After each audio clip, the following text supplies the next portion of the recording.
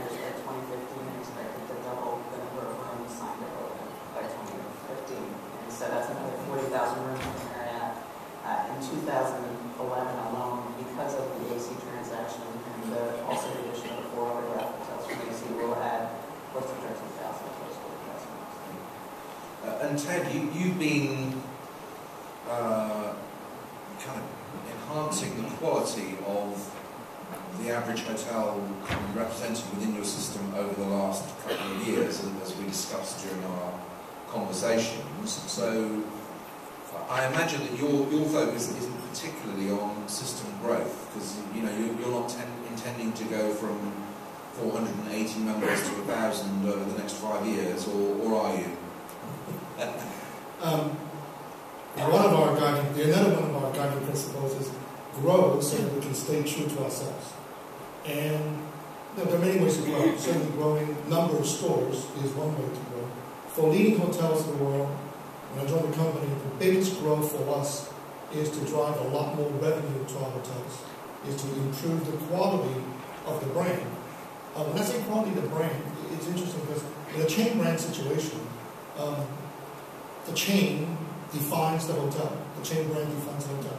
For us, our hotels define us.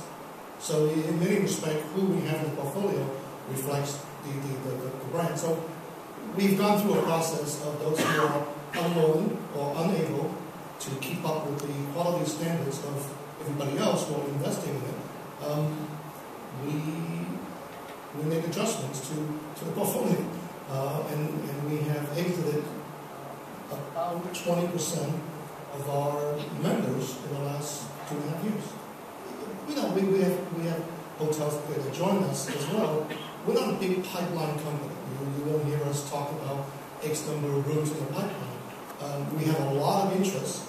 Our renewal rate is like 95%. So it's not a sort of burn and churn type of situation for us. And for us, isn't the number of hotels, it's the right hotels. Yeah. If it's 200 hotels, that's fine. If it's 800 hotels, that's fine too. So for us, it's very much managing on that basis. I do want to go back to the point on the loyalty program. Yeah. It's no secret. I spent many years of my career with chain brand hotels, so I know that business model fairly well. One of the lessons I learned in the chain brand world is that identifiable, attractable business does not mean incremental business.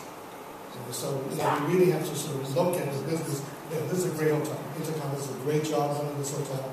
But I would suspect this hotel, this conference, will be here even if the Intercon name isn't on it. It is competing on facilities. It's competing on services. If you look at what business is incremental, we mentioned some of the chain brands are charging 10% of the revenue. So if 50% of the revenue is incremental, and you're charging 10% on 100% of revenue, that's 20% of the total of the revenue that's produced. If it's a third, if it's a quarter, it's 40% of the revenue that's produced.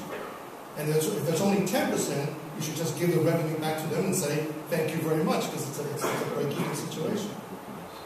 For us, we created the rewards component of the loyalty program. But instead of asking the hotels to contribute 5% of their portfolio charges, leading is funding that redemption.